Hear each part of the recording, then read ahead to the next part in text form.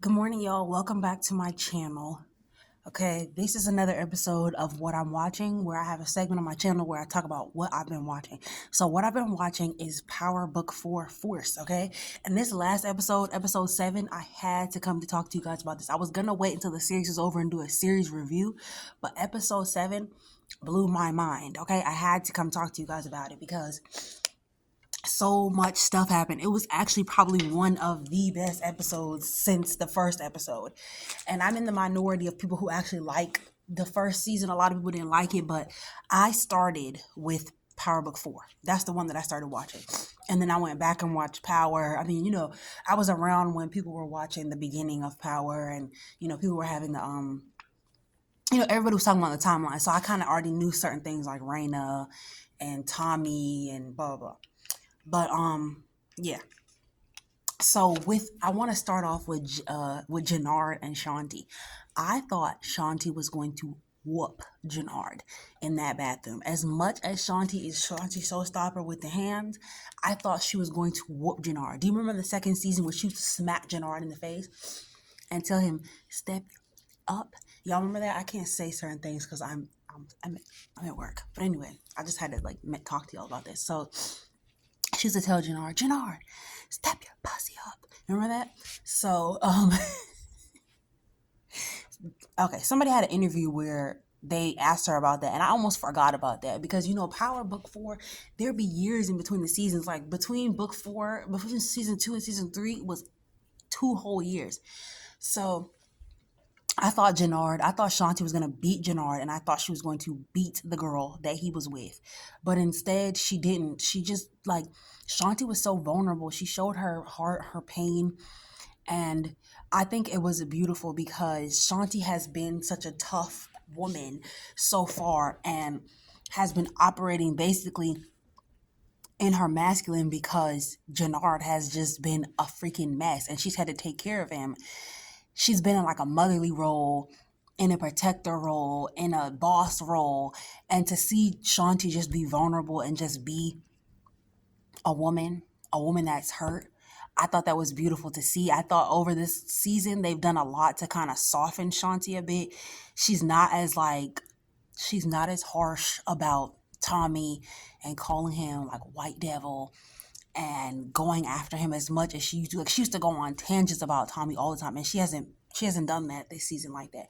She's also been wearing like dresses, sweaters over her outfits. Like she'll be wearing like a tank top and big jeans, but then she'll also have like a pretty sweater over it. So I thought that they did a lot to kind of soften Shanti this season and just really show her as like a woman and show her femininity because I feel like that was something that wasn't really showcased last season. Like she was very much tough as nails last season and now she's like softening. So we get to see her be hurt by Jannard. That was like one of the best scenes. Like the tears welling up, the veins in her face when she went out to Jannard and he was like, "You ain't never gonna, yeah, your ass was too much," and she was like, "And you ain't never gonna be enough." Exactly, because Jannard realized in that moment that he lost the best thing that ever happened to him, and he won't ever be enough because he's trying to he knew he wasn't enough when he was running CBI the first time without Diamond. So it just played on all his insecurities. And when she left, I was like, he gonna cry in the car. And as soon as she walked out the door, he cried. And look at him talking about something. Yeah, get out of here, get out of here. She was already gone, Jannard. She been gone. So yeah, Shanti and Jannard scenes were some of the best scenes of this week's episode, and I just wanted to make mention of that. Also, the impending death of JP. I used to, we all been talking about JP's death and wondering when it was gonna happen, but it's for sure. Like it used to be like maybe I used to think maybe not, like it's not gonna happen, but it's for sure. JP's death is for sure because I found a clip. So on the actor who played JP's Instagram, Anthony Fleming the third, he has a Power Book 4 Force trailer on his channel, on his page, and it's different from the one that everybody else has posted. And the one that he posted when he says, "My son, I will always love you," it's a scene of DMAC laying down wearing a button down shirt, and he has a blick just like resting by his face while he cries, like kind of like this. And I have it. I screenshotted it on Saturday, but I didn't get a chance to post it. And then I noticed that what's his channel? Was it MovieBot? MovieBot also posted it. Yeah, he's wearing a button-down shirt and a tie, and there's like a blick to his head. Like I can't really say the word because I'm at work, but let me show y'all. Do you see it right here? When it's like major moment? Yeah, I'm gonna post it on my community page. I'm also probably gonna post it on Twitter. But yeah. So this episode blew me out of the water. Whoever wrote this episode needs to continue to write episodes. They need to continue to write episodes because this was a good one. So in this episode, we get to see Diamond, and Diamond is back drinking. And when they talk about the coalition meeting, the emergency coalition meeting in 15 minutes, I don't believe that there was ever a coalition meeting. I think it was them two and Bones sitting right there, and they were just hoping that when Tommy got there, they were like, dang, everybody's gone. There was no coalition meeting. They just did what they wanted to do, okay? And Vic and his little leprechaun. I think Jannard was the star of the show. I give Jannard I give him like performance. I give him like the performance of this episode. Like he was the top performer for this episode. His scenes with Vic felt so. I think that he had to me his delivery was so natural, and some of these scenes I've always thought to myself that Chris Lofton was improvising.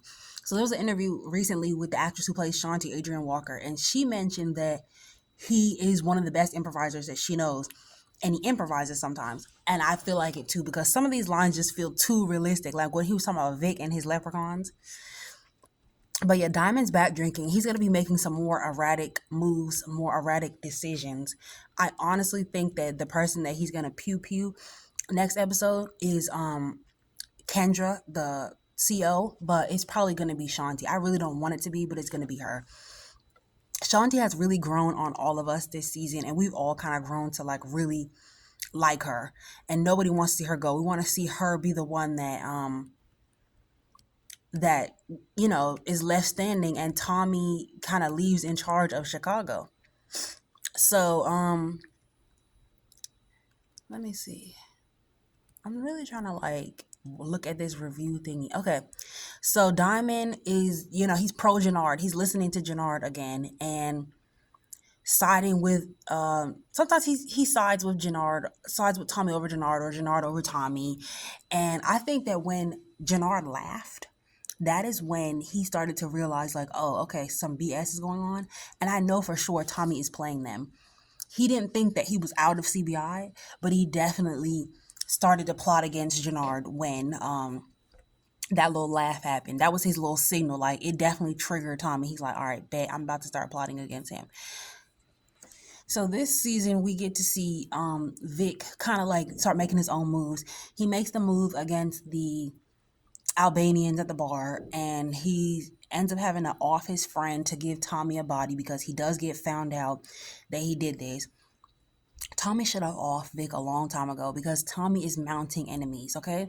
He needed to off Vic a long time ago, but instead he kept him around, and now Vic is now a piece in play against Tommy, right?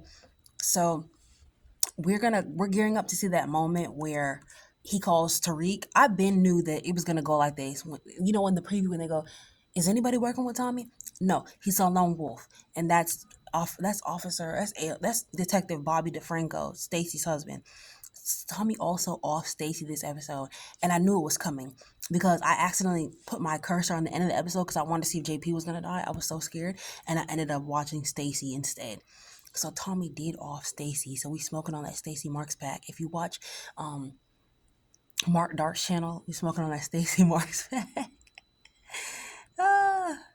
Oh gosh. But yeah, Jannard was coming this episode. Unfortunately, him and Shanti broke up because look, okay, Jannard was never gonna be enough. Jannard was always a weak ass nigga, a weak ass nigga. So it was never gonna be enough. Okay. So I think that it's gonna Tommy and Shanti can make a dream team, but with Jannard in the way, it ain't happening. So and now that she's given up their secrets, she told them about killing about trying to kill D-Mac, I know that they're gonna come after her. I really hope they don't. I think this is a very short-sighted move on the part of the writers, but I think they're gonna come after her. And yeah, Jannard cheated on her in that bathroom. Talking about this, jumped me from behind. Jannard, Jannard is so funny. Oh my gosh. And it was a setup. It was a setup from Tommy, of course. And Shanti bust his car up, but I was hoping she bust his head up, his big milk dud head. I was hoping she bust up his big milk dud head. So Tommy ends up finding out that they went after D-Mac. So he goes to confront Diamond, child, and can't handle him because Diamond big as hell and tried to run up the steps. Here go D-Mac in the background. Weave, Unc, get up, Unc T, get up.